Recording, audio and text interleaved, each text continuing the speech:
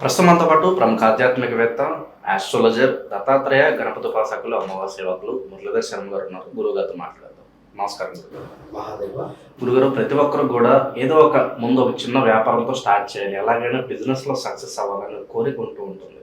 అలాంటి వారిని ఎవరైనా ఉంటే కనుక ఈ మే నెలలో వ్యాపారం మొదలు పెట్టడానికి అద్భుతమైన ముహూర్తాలు ఏదన్నా ఉంటే తెలియజేయండి గురుగారు. ఎందుకంటే మనకి డేటే చాలా ఇంపార్టెంట్ అంటారు. రాంగ్ డేట్లో వ్యాపారం స్టార్ట్ చేసి లాస్లో ఉన్న బోర్డు మంది చూసాం మనం. సో మంచి ముహూర్తాలు అంటే తెలియజేయండి.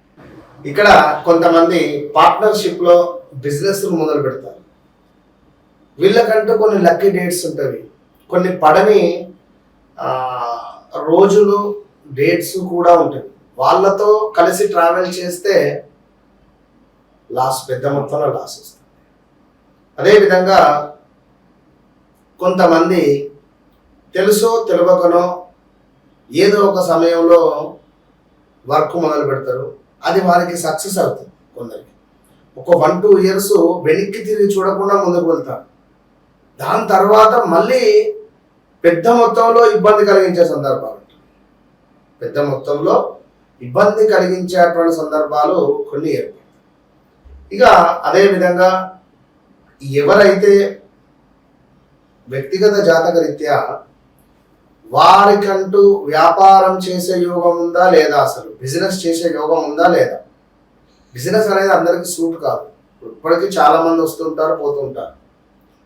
బిజినెస్ రిలేటెడ్ ఎంతోమంది అడుగుతారు, గురుగారు నేను ఏ బిజినెస్ నీకు లేదు, నా యోగం లేదు, నువ్వు జాబ్ చేయి, జాబ్లో ఈ టైప్ ఆఫ్ జాబ్ చేయి, బాగుంటుంది. కొంతమంది రాంగ్ బిజినెస్ సెలెక్ట్ చేసుకుంటూ ఉంటారు. అంతెందుకు, సింహరాశి వారు గత 2024-25లో పెద్ద మొత్తంలో లాస్ అయ్యారు. రెస్టారెంట్స్ పెట్టారో లేదా వారు ఏం పెట్టారో పెద్ద మొత్తంలో పడవు. రాహు బాలేడు, శని బాలేడు అంటే జోలికి వెళ్ళదు. సింహరాశి వారికి సూర్యుడు అధిపతి. ఈ హోటల్ రెస్టారెంట్ అంతా శని రాహు అసలే సెట్ కాదు. చాలా మందికి 100లో ఒకరికి ఇద్దరికి వ్యక్తిగత జాతక రీత్యా ఏమైనా యోగాలు ఉంటే చెప్పలేము. కనుక అలా ఉంటుంది. కొందరు ఉద్యోగమే చేయాలి, కొందరు బిజినెసే చేయాలి, మరి కొందరు ఉద్యోగం బిజినెస్ రెండు చేయవచ్చు. అదే మిథునం వారు, మిథున రాశి, కన్యా రాశి, మేషరాశి వారు కూడా.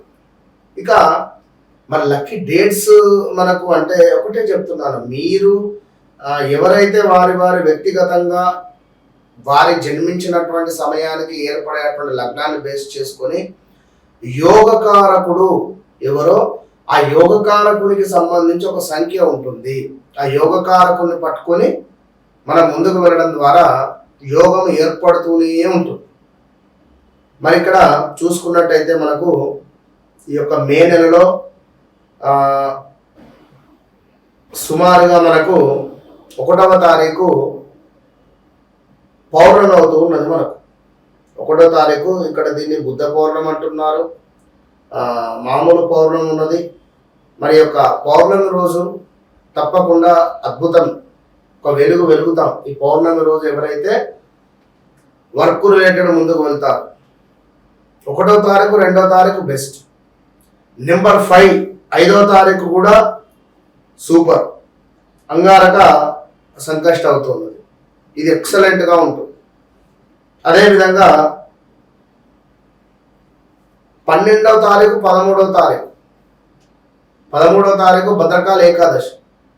దీనినే మనకు అపర ఏకాదశి, అపార ఏకాదశి. అపారం అంటే ఎక్కువగా మనకు సంపాదన ఇచ్చేటువంటి అపార ఏకాదశ.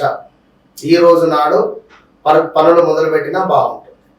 అదేవిధంగా దీని ముందు దశమి 12వ తారీఖు, ఇది కూడా సూపర్. ఇక మరొకటి ఏమిటి అంటే 21వ తారీఖు కొంత బాగుంది. 15వ తారీఖు కూడా కొంత పర్వాలేదు అనే పరిస్థితి ఉంది, కానీ ఇది అందరికీ సెట్ కాదు. ఇట్లా చూసుకుంటూ పోతే మళ్ళీ మనకు 27వ తారీఖు ఏకాదశి, పద్మిని ఏకాదశి.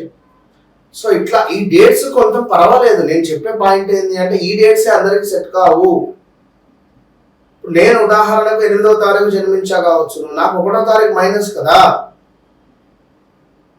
అట్లా వ్యక్తిగత జాతకరీత్యా కూడా మరి నేను ఏ బిజినెస్లోకి వెళ్ళాలి, నేను ఏ బిజినెస్లో రాణించగలుగుతాను. శనివారం జన్మించిన వారు ఆయిల్ రిలేటెడ్, పెట్రోల్ రిలేటెడ్, ఇనుము related, cement related, construction related,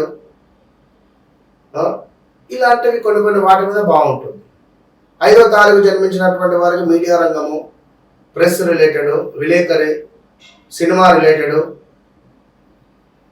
అదేవిధంగా కొంత చార్టెడ్ అకౌంట్ రిలేటెడ్, ఇలా కొన్ని కొన్ని. గురుగారు అలాగే కొంతమంది ఇప్పుడు యోగం ఉన్నా కూడా మంచి మంచి డేట్స్ సెలెక్ట్ చేసుకుని వ్యాపారం స్టార్ట్ చేసినా కూడా వాళ్ళు లాస్ వస్తూ ఉంటుంది. రాదు అంటే వాళ్ళు వ్యాపార స్థలంలో ఏమన్నా తప్పులు చేస్తున్నట్ల 100% లాస్ రాదు. చిటిక వేసి చెప్తున్నా 100% వారు అన్ని చూసుకొని ముందుకు వెళ్తే లాస్ ఎందుకు వస్తుంది? రాదుగాక రాదు. వాళ్లకు ఎవరైనా తప్పుడు ఇన్ఫర్మేషన్ ఇస్తే గానీ చెప్పలేము. అది మా బాధ్యత అని చెప్తున్నా కదా. ఒకవేళ చెప్పేటువంటి వారు సబ్జెక్టు లేఖను ఏదో చెప్పేస్తే మాత్రం చెప్పలేము. అది వాళ్ళు మోసపోవడం, మనకు సంబంధం. గురుగారు అలాగే మన వీడియో ఇప్పుడు చాలా మంది వ్యాపారస్తులు చూస్తున్నట్లయితే కనుక ఆల్రెడీ బిజినెస్ స్టార్ట్ చేసి లాస్ అయిన వాళ్ళు ఉంటారు, షాప్ మూసేసి ఉంటారు, తిరిగి వ్యాపారం చేయాలి, మళ్ళీ పుంజుకోవాలి అనే కోరిక ఉంటుంది. వాళ్ళు ఏదన్నా ప్రత్యేకంగా రెమెడీస్ చేసుకోవడం ద్వారా మళ్ళీ పునర్వైభవం ఉంటుందంటారు ఖచ్చితంగా. ఇప్పుడు ఒక విషయం ఇక్కడ చెప్పదలుచుకున్నాను. అంటే ఇక్కడ ఈ విషయం వచ్చింది కనుక నేను చెప్తున్నాను. ఎందుకంటే అసలు ఇది మనం ఎప్పుడూ చెప్పము, మనకు అవసరం లేదు. కానీ ఇప్పటికీ మనము చాలా మందికి పర్సనల్గా నా దగ్గరికి వచ్చిన వాళ్ళకు మాత్రం నేను ఇచ్చేటువంటిది కామధేనువు విగ్రహం. ఈ కామధేనువు విగ్రహము ఎక్కడైతే ఉంటుందో అక్కడ లక్ష్మి తాండవిస్తుంది. ఇది సత్యం. ఇందులో రకరకాలుగా చెప్పబడుతుంది కనుక కామధేనువు యొక్క విగ్రహము కనుక వ్యాపార స్థలంలో ఉన్న వారి ఇంట్లో ఉత్తరం వైపుగా కానీ లేదా మనకు తూర్పు వైపుగా కానీ చూస్తూ ఉండే విధంగా పెట్టుకున్న, పూజా మందిరంలో ఉన్న, శుక్రవారాలు, అమావాస్య రోజు, పౌర్ణమి రోజు దానికి అభిషేకం చేసి ఆ తీర్థం తీసుకున్న కొంత నైవేద్యాన్ని సమర్పించి ఆ నైవేద్యం ఒక కొబ్బరికాయ కొట్టి ఆ కొబ్బరికాయతో స్వీట్ చేసి ఇంట్లో నలుగురికి పంచిపెట్టిన కామధేనువు నుండి మనకు విపరీతమైనటువంటి పాజిటివ్ ఎనర్జీ వస్తుంది. సో అది ఎంతో పవర్ఫుల్ కలిగినటువంటి. నేను నా దగ్గర ఉన్నవి నేను అమ్ముతాను కూడా చెప్పడం లేదు. అది ఎక్కడైనా వారున్నా తీసుకోవచ్చు, వారి ఇష్టం. ఇన్ కేస్ ఒకవేళ కావాలి అంటే మనం వారికి ఇచ్చేటువంటి పరిస్థితి అంతే. కానీ నేను ఉన్నవి ఇస్తానైతే నేను చెప్పడం లేదు. దానికోసం విపరీతంగా మాత్రం కాల్ చేయొద్దు. ఎందుకంటే ఇప్పటికే మామూలు కాల్సే వశమైంది కనుక జెన్యూన్గా ఒకవేళ తీసుకుంటా అంటే ఒక మెసేజ్ పెట్టండి వాట్సాప్లో, అంతే. మంచి విశ్లేషణ అందించారు, ధన్యవాదాలు.